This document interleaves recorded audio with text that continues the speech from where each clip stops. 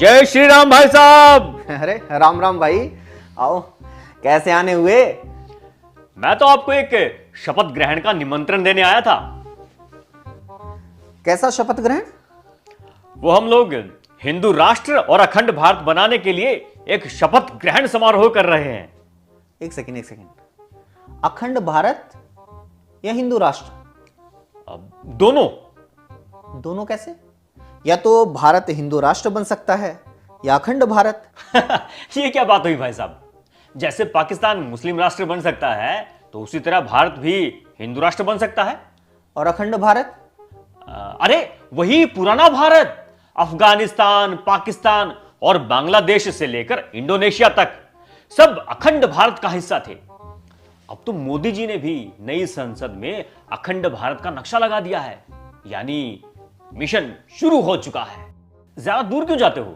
आजादी से पहले पाकिस्तान और बांग्लादेश हमारे ही देश के हिस्सा तो थे। देश के टुकड़े नहीं होते तो सोचो आज भारत कितनी बड़ी ताकत होता।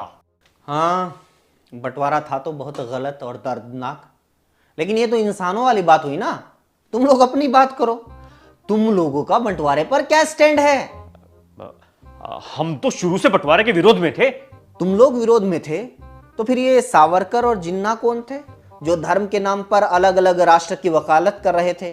वो लोग कौन थे जो अंग्रेजों की कठपुतली बनकर हिंदू और मुसलमानों में झगड़ा करवा रहे थे, उन्हें बंटवारे के लिए उकसा रहे थे?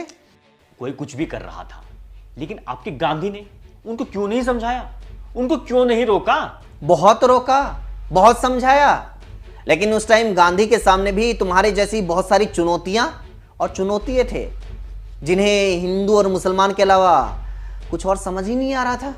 उन लोगों ने धर्म के नाम पर दो भाइयों के बीच में इतना जहर बो दिया था कि बंटवारे के सिवाय कोई रास्ता ही नहीं बचा था। वैसे भी देश को जोड़ने की और भाईचारे की बात सभी लोगों को समझ में थोड़े आती है। तुम ही लोगों को देख लो, क्या दुनिया में ऐसी कोई ताकत है जो तुम लोगों को समझा सके कि ये धर्म के नाम पर लोगों में जहर भरना, देश के लोगों को बांटना गलत है? आप हमारी छोड़ो, आज की बात भी छोड़ो, इतिहास की बात करो ना। हाँ, आजकल आज की बात कर ही कौन रहा है? बात तो सिर्फ इतिहास की हो रही है। ये दुनिया का पहला ऐसा देश है जो इतिहास के चक्कर में अपने वर्तमान की बलि दे रहा है। बंटवारे के टाइम भी यही हो रहा था। अंग्रेजों की फूट डालो राज करो की पॉलिसी लागू थी।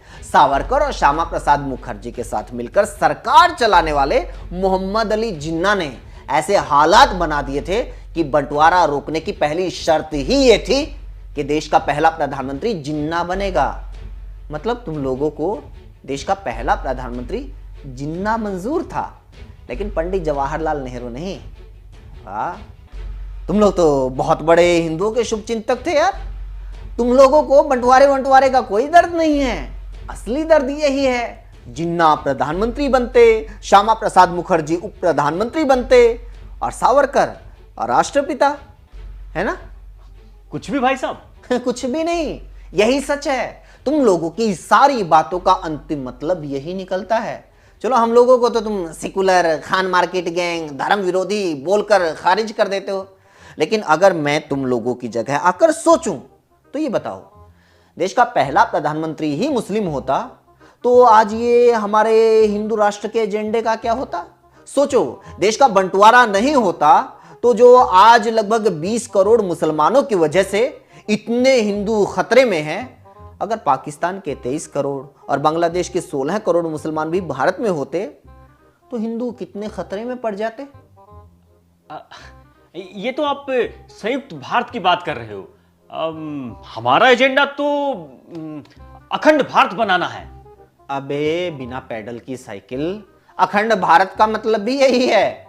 पाकिस्तान के 23 करोड़, बांग्लादेश के 16 करोड़, इंडोनेशिया के 24 करोड़, अफगानिस्तान के 4 करोड़ और बाकी जो और देश हैं उनके मिलाकर 4-5 करोड़।